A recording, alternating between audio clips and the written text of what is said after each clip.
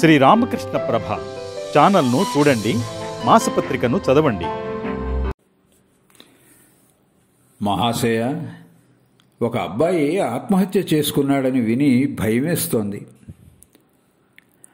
ఆత్మహత్య మహాపాపం. ఆత్మహత్య చేసుకున్న వ్యక్తి మళ్ళీ మళ్ళీ జన్మలెత్తి ఈ లోకంలో బాధలు అనుభవించాలి. కానీ జ్ఞానోపలబ్ధి అనంతరం కొందరు శరీరాన్ని చాలించుకుంటారు. మట్టి మూసలో బంగారు ప్రతిమ రూపొందాక ఆ మూసను పదిలిపరుచుకోనవచ్చు, లేదా పగలగొట్టి పారవేయనవచ్చు.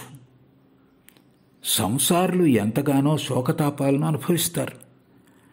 అయితే వాటినంతా కొద్ది రోజుల్లోనే విస్మరించి మళ్ళీ పాత జీవితాన్నే ప్రారంభిస్తారు. ఒంటెకు ముళ్ళ కంపలంటే బహుప్రీతి. అయితే అది ఎంత ఎక్కువగా ముళ్ళను తింటుందో అంతగా దాని నోటి నుండి గడగడ రక్తం కారుతుంది. అయినప్పటికీ అది ముళ్ళ కంపలను తినటం మానుకోదు సుమా. బద్ధజీవుడి లక్షణం మరొకటి ఉంది.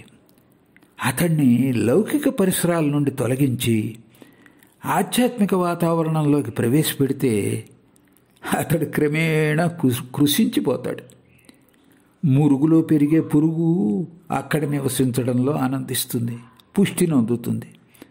ఆ పురుగును అన్నపు కుండలో ఉంచితే అది మరణిస్తుంది. కామం కారణంగానే కాంచనం ఆవశ్యకత కలుగుతుంది. అందుచేతనే మరొకరికి బానిసవటం జరుగుతుంది. తత్ఫలితంగా అతడు తన స్వతంత్రాన్ని కోల్పోతాడు. ఆ తర్వాత తన ఇచ్ఛానుసారం ప్రవర్తించలేడు. జైపూర్లోని గోవిందజీ ఆలయ పూజారులు మొదట్లో అవివాహితులుగానే ఉండేవారు. ఆ సమయంలో వారు మంచి తేజస్సులై భాసిల్లారు. ఇలా ఉండగా ఒక సందర్భంలో జైపూర్ రాజు వారిని తన వద్దకు రమ్మని కబురు పంపాడు. వారు ఆ కబురు తెచ్చిన వ్యక్తితో, ఆ రాజునే వచ్చి మమ్మల్ని కలుసుకోమను అని బదులిచ్చారు. రాజు మంత్రులతో సంప్రదించి ఆ పూజారులకు వివాహాలు చేయించాడు.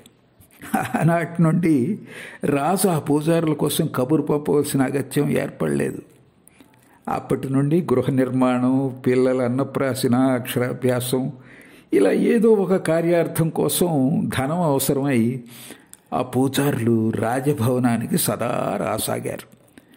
తమకు తామై రాజు వద్దకు వచ్చి, మహారాజా, తమరిని ఆశీర్వదించే నిమిత్తం వచ్చాం.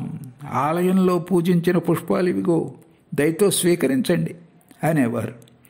కాబట్టి కామకాంచనాలే జీవుణ్ణి బద్ధుని చేసి అతడి స్వేచ్ఛను హరించి వేస్తాయి.